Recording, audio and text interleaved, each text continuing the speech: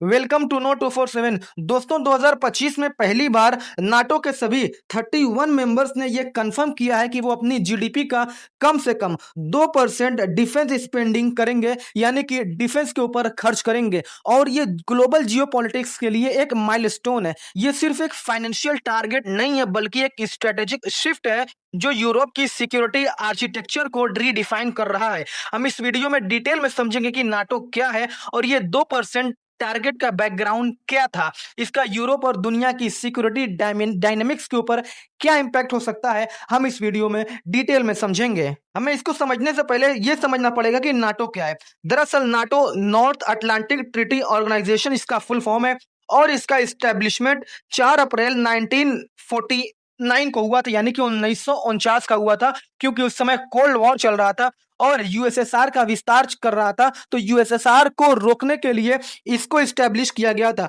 और अगर हम इसके फाउंडिंग मेंबर्स की बात करें तो उस समय 12 कंट्रीज थी, जिसमें UK, US, Canada, France, Belgium, Netherland, Luxembourg, Italy, पुर्तगाल, नॉर्वे, डेनमार्क और आइसलैंड, इतने कंट्रीज थे। लेकिन अभी अगर हम इसके मेंबर्स की बात करें तो उसमें अब 31 मेंबर्स हो गए हैं। और इसका जो पर्पस था वो ये था, कलेक्टिव सिक्योरिटी अलायंस। इसका मतलब ये था कि अगर कोई भी देश इन 31 कंट्रीज के ऊपर अटैक करता है, एक देश के ऊपर या इन 31 कंट्रीज के एक से ज्यादा देश के ऊपर अटैक करता है, तो ये पूरे नाटो के ऊपर अटैक माना जाएगा। इसको कलेक्टिव सिक्योरिटी अलायंस कहा गया है। कोल्ड वॉर के बाद 1990 और 2000 के आसपास जो बहुत सारे नाटो के मेंबर्स थे, उन्होंने क्या किया, खास तौर से जो वेस्टर्न यूरोप की कंट्रीज थी, उन्होंने जो डिफेंस स्पेंडिंग होती है उसके खर्च को कंटिन्यूअसली कम कर दिया, उसको कट कर दिया।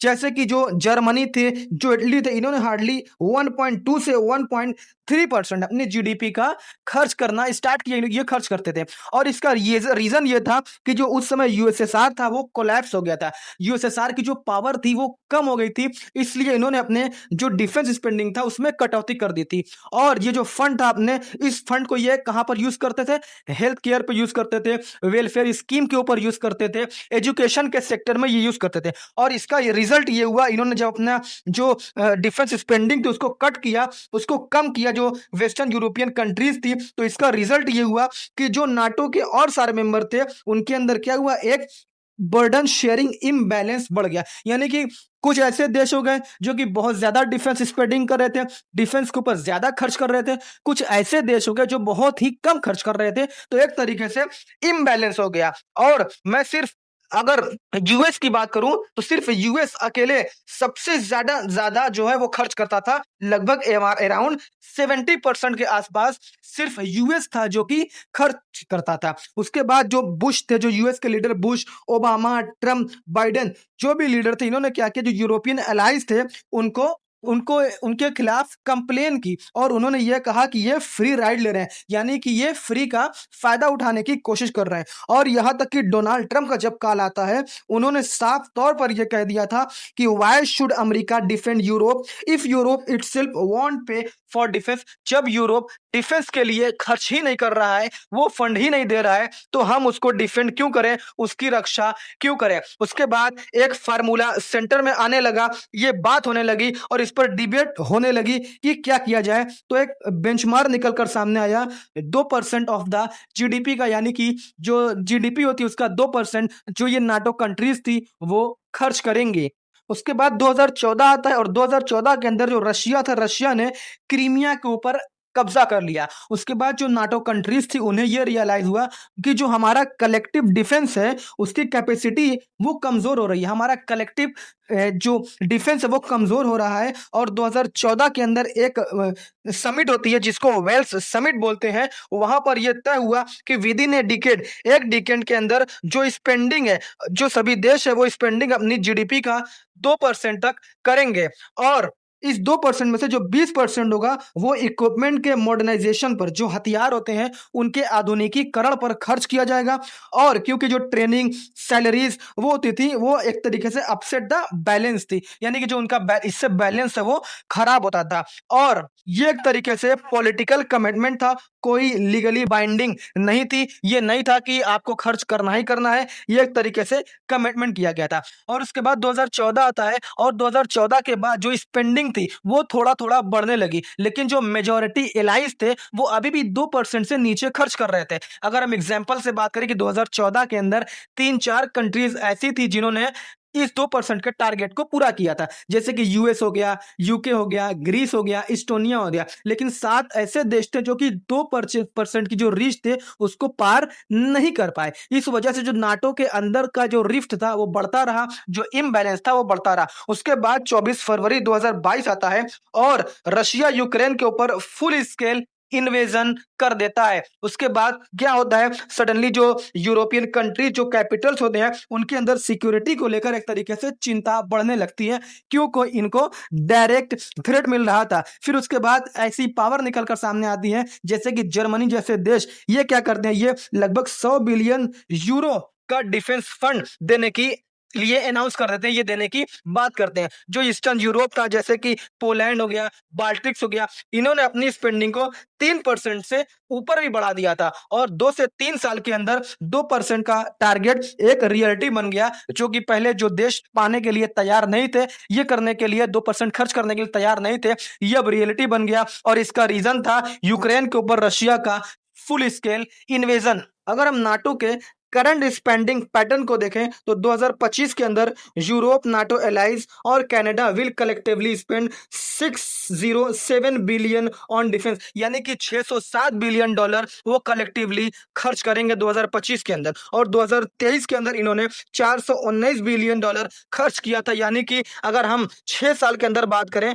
तो ये डबल हो सकता है, यानी कि 6 साल के अंदर में ये डबल हो गया। अगर हम यूएस की बात करें तो यूएस का जो बजट है, टोटल नाटो का बजट है वो लगभग 1.6 ट्रिलियन डॉलर हो गया है। यूएस को शामिल करते हुए नाटो का बजट 1.6 ट्रिलियन डॉलर, समझ सकते हैं ये कितना ज्यादा हो गया है। और सबसे इंपॉर्टेंट चीज ये है कि नाटो अब सिर्फ जो ट्रेडिशनल था, ट्रेडिशनल डिफेंस के ऊपर फोकस नहीं कर रहा है। ये कहा गया था कि जो नीदरलैंड की समिट होगी 2024 के अंदर, उसमें 5% जीडीपी का सिक्योरिटी फ्रेमवर्क तय किया गया था, यानी कि जो देश है वो 5% अपनी जीडीपी का खर्च करेंगे, ये बात की गई थी। जिनमें से 1.5% जो एलोकेशन होगा वो रिजिलियंस एंड रेडीनेस के लिए दिया जाएगा, जैसे कि इंफ्रास्ट्रक्चर प्रोटेक्शन हो गया, साइबर सिक्योरिटी हो गया, और strengthening the defence industrial base, जो इंडस्ट्रियल बेस होता है उसको मजबूत करने के लिए खर्च किया जाएगा 1.5%। इसका मतलब यह था कि जो नाटो था वो मॉडर्नाइजेशन की अपनी स्ट्रेटेजी के साथ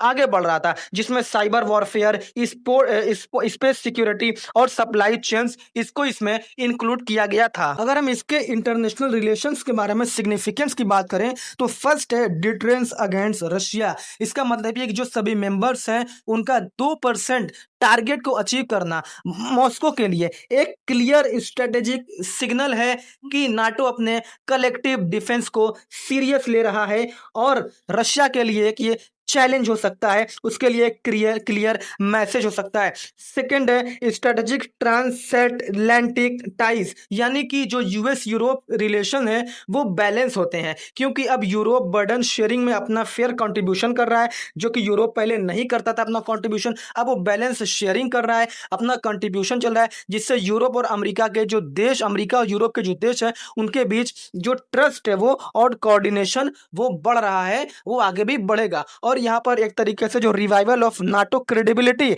जो नाटो की क्रेडिबिलिटी है उसका रिवाइवल भी देखा जा रहा है, क्योंकि कोल्ड वॉर के बाद नाटो को एक ऑब्सोलेट कहा जाता था, ऑब्सोलेट बोला जा रहा था, लेकिन अब ये अलायंस फिर से एक रिलेवेंट और क्रेडिबल सिक्योरिटी एक्शन बन गया है, एक्शन के साथ आगे बढ़ रहा है।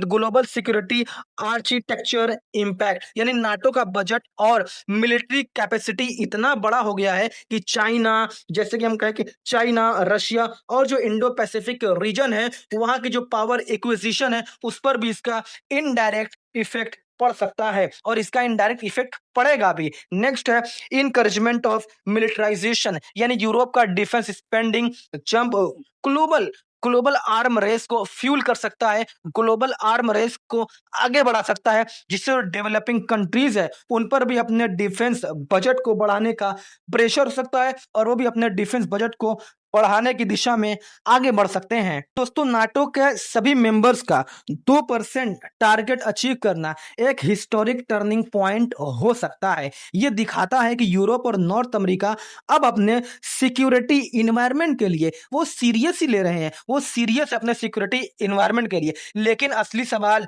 आज भी यही है, रियल क्वेश्चन ये है कि क्या ये जो मोमेंटम है ये लॉन्ग टर्म सस्टेन रहेगा, क्या ये लॉन्ग टर्म आगे बढ़ पाएगा और क्या नाटो अपनी मिलिट्री पावर को 21st सेंचुरी के जो थ्रेट्स होते हैं क्या उस हिसाब से उसको ढाल पाएगा, जैसे कि cyber security, AI, drone space का जो ये दौर है और जो 21st सिक्योरिटी के थ्रेट्स हैं क्या इसी हिसाब से सस्टेन कर पाएगा। दोस्तों, आप इसके बारे में क्या सोचते हैं कमेंट बॉक्स में जरूर बताएं। चैनल को सब्सक्राइब करें अगर आपको वीडियो पसंद आए, लाइक करें, कमेंट करें। Thanks for watching this video. जय हिंद।